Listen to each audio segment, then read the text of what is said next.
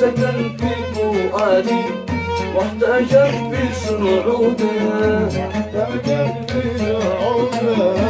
المعنى يقول يا من سكن في فؤادي في صعوده كم يكون الجفا فاتني والبعادي